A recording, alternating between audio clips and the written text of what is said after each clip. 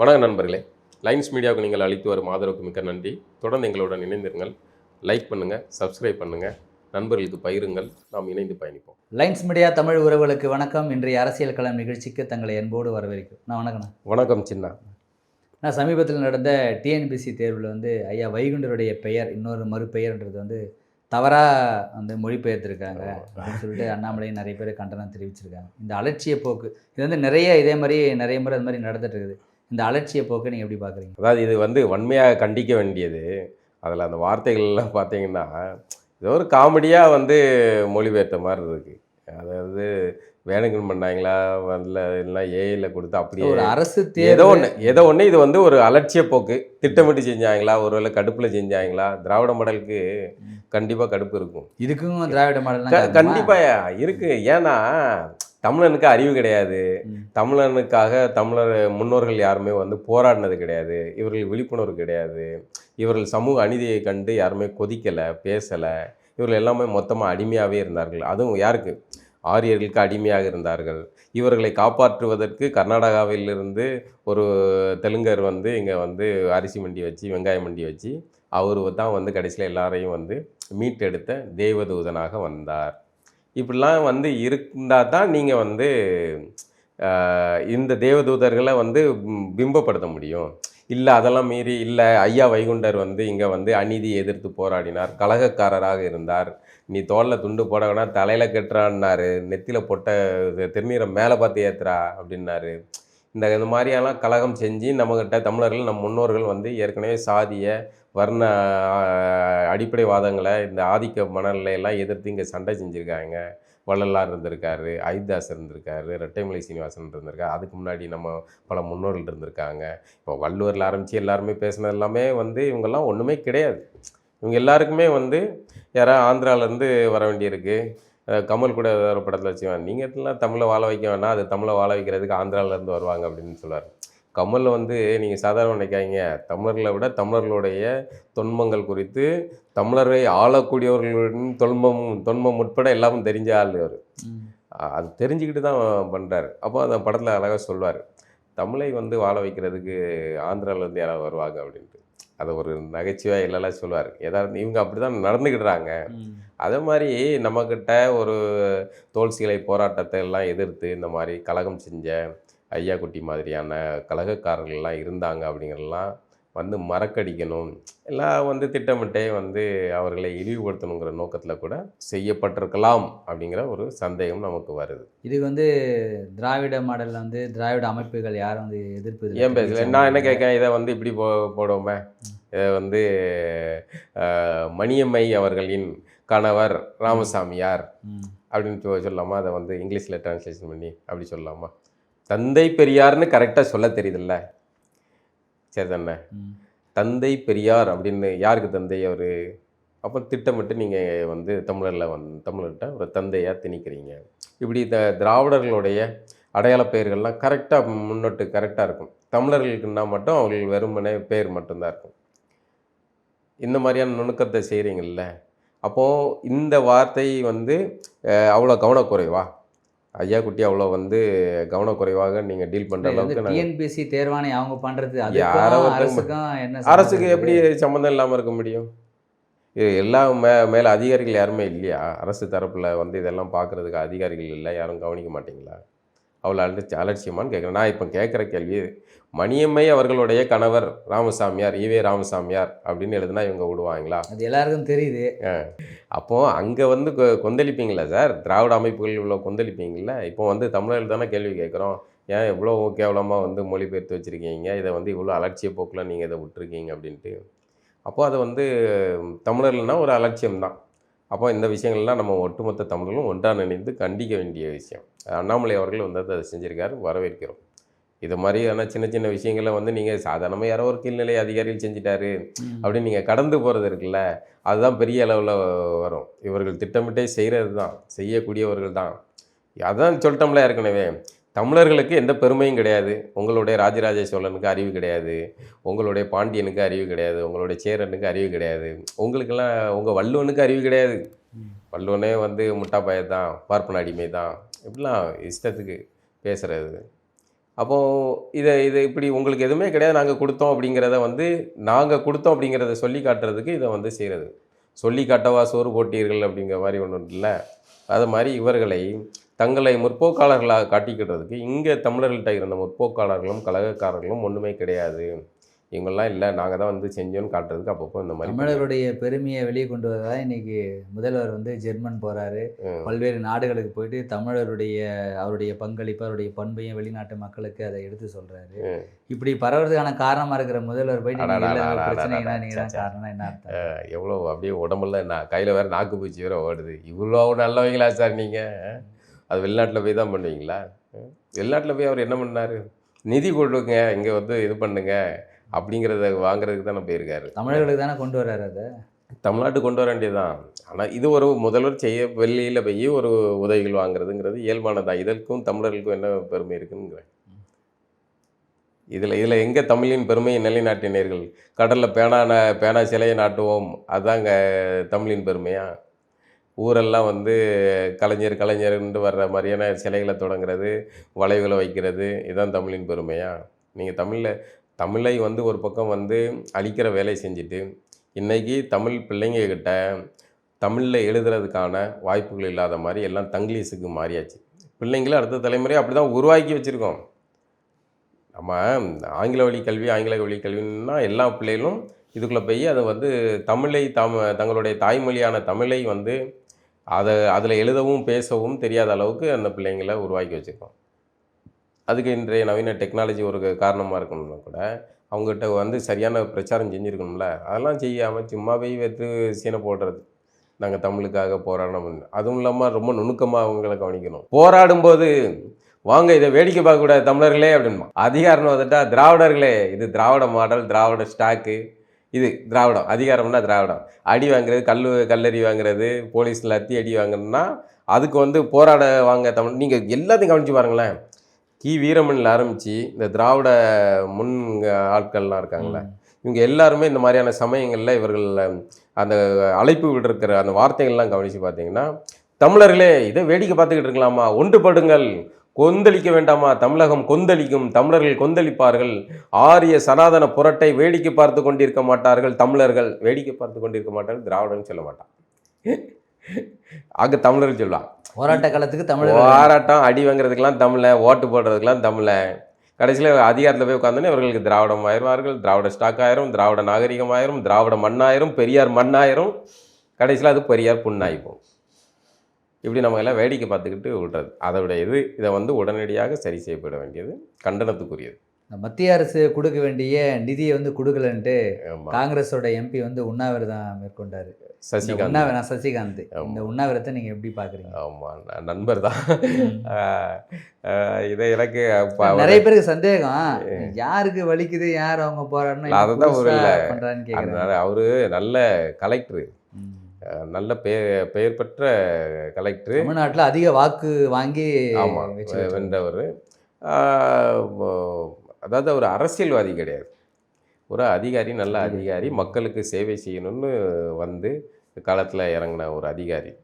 அதை கடைசியில் வந்து அந்த கமல் ஏதோ ஒரு படத்தை சொல்லுவாங்க, என்னையும் இதாக்கிட்டீங்களாடா அப்படின்னு, என்னையும் உங்கள் கூட சேர்ந்து ஒரு அரசியல்வாதி ஆக்கிட்டீங்க. அது மாதிரி இதுக்கு போராட வேண்டியது யார்?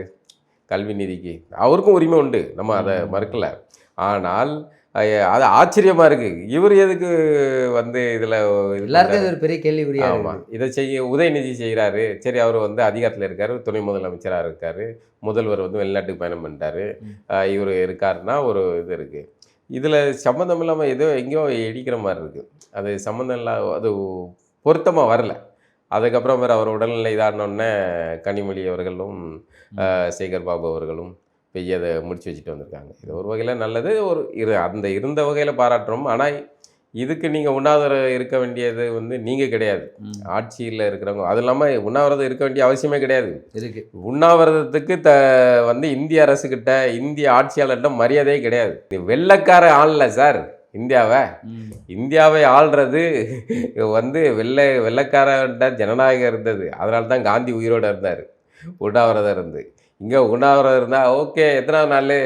13 போயிட்டுருக்கு சார். ஓகே, இன்னும் 2 நாளில் முடிஞ்சிடும். ஓகே செட் பண்ணுங்க, வெடியை போடுறதுக்கு ரெடியாக பண்ணுங்க, கலசத்தை எடுங்க அப்படின்னு முடிச்சு விட்ருவாங்க. அதனால் நான் இந்த உண்ணாவிரதம் முதல்ல எனக்கு வந்து நான் பசி தாங்க மாட்டேன். அதனால் நான் இந்த உண்ணாவிரத மாதிரியான போராட்டங்கள்லாம் நான் ஆதரிக்கவும் மாட்டேன்.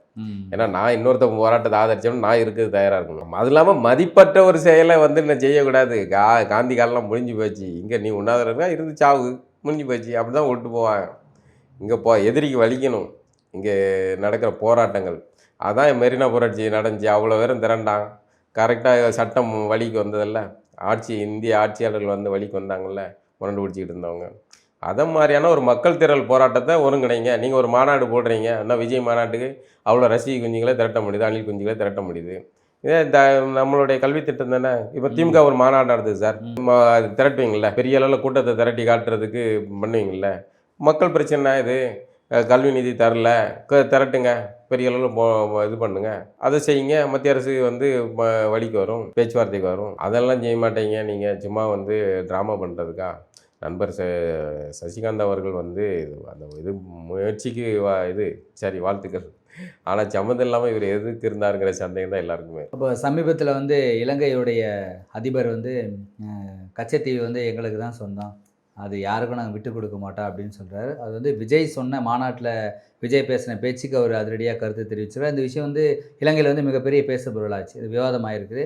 இதுக்கு முன்னாடி இதை வந்து நிறைய பேர் சொன்னாங்க, ஆனால் விஜய் சொன்னதுக்கு உடனே ஒரு ரிட்டாலியேஷன் வருது. இதுக்கு சினிமாக்காரர் அவ்வளோ பவர்ஃபுல்லாக இருக்காருங்களா? அதாவது ஊரா விட்டு நெய்யங்கிற மாதிரி நம்ம தமிழர்களுடைய நிலம் கச்சத்தீவு இங்கே உள்ள இந்த இதுக்கு சொந்தமான நிலம் அது.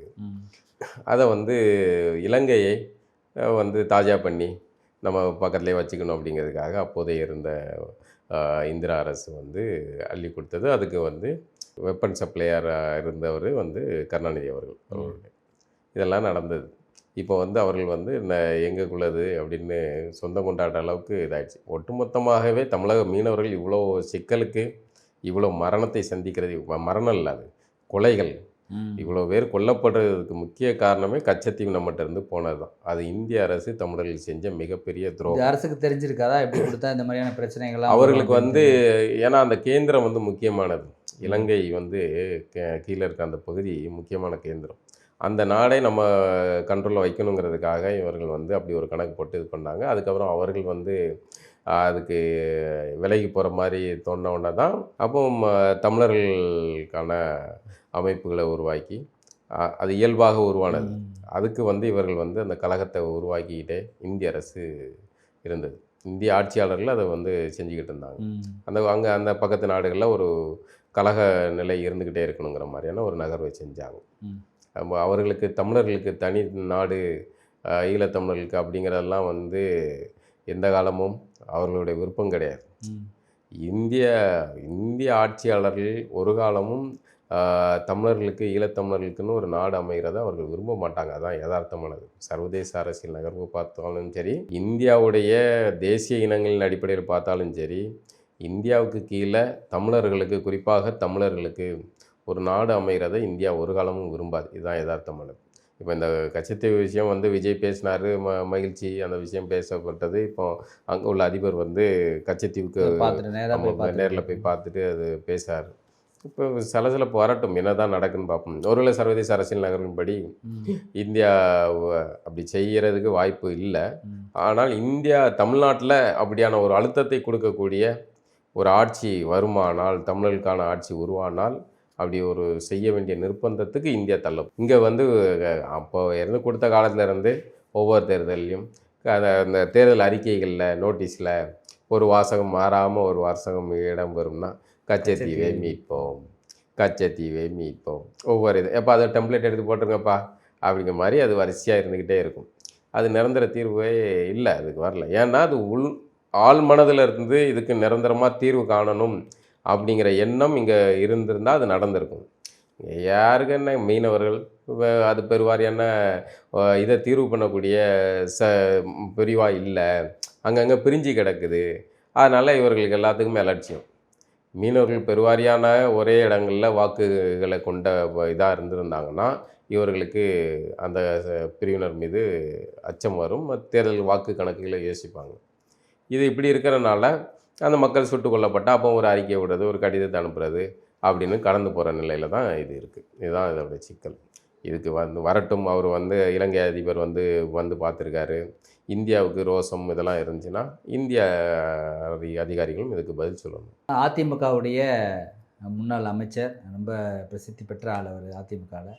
செங்கோட்டையன் 5ஆம் தேதி ஒரு முக்கியமான ஒரு அறிவிப்பை நான் வெளியிடுறேன், உள் மனதிலிருந்து நிறைய விஷயத்தை நான் சொல்ல போகிறேன் அப்படின்னு சொல்லியிருக்காரு. இது மிகப்பெரிய அரசியலில் மிகப்பெரிய பேசுபொருளாக இருக்குது.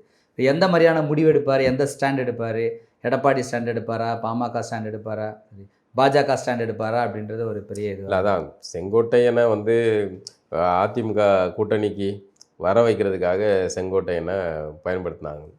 பிஜேபி எப்போவுமே இந்த மாதிரி ஒவ்வொரு இதுலேயுமே டபுள் ஸ்டாண்ட் எடுப்பாங்க.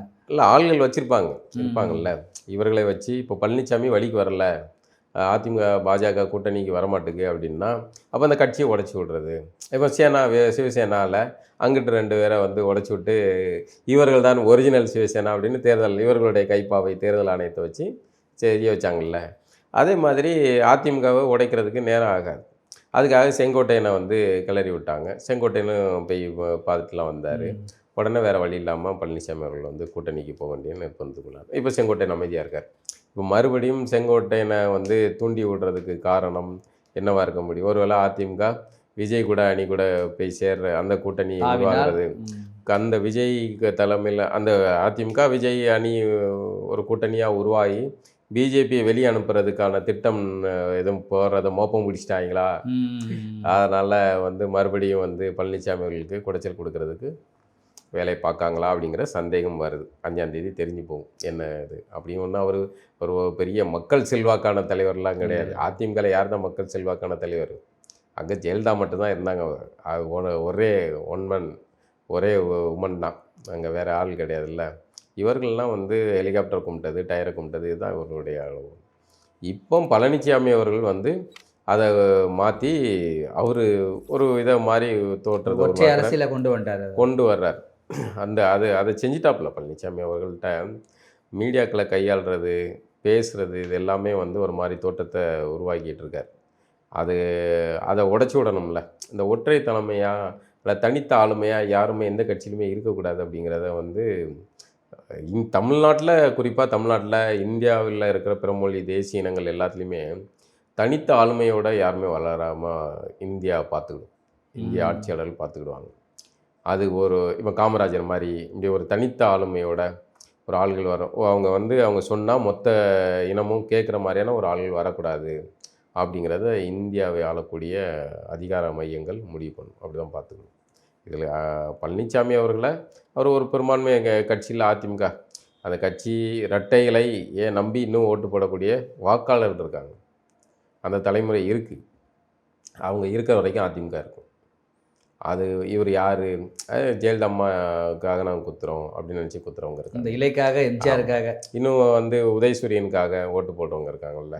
அந்த மாதிரி என்ன நம்ம விமர்சிக்கிறோம் திராவிடம் அதெல்லாம் தெரியாத தமிழர்கள் வழக்கம் போல் உதயசூரியன் குத்துறவங்க இருந்துக்கிட்டு தான் இருக்காங்க. அவங்களுக்கு இந்த நம்ம பேசுகிறது இல்லைப்பா திராவிட பயில்க வேறு, நம்ம வேறு, தமிழர் வேறு அப்படிங்கிறதெல்லாம் அவர்களுக்கு புரியாது. பழைய ஆள்களாக இருப்பாங்கல்ல. அப்படி இருக்கிற வாக்காளர்கள் இருக்க தான் செய்கிறாங்க. அதனால் செங்கோட்டையனை வச்சு மீண்டும் பழனிசாமிக்கு நெருக்கடி கொடுக்குறாங்களா அப்படிங்கிறது தான் இது மூலமாக நம்ம கவனிக்க வேண்டியது. தொடர்ந்து பேசணும். நன்றி.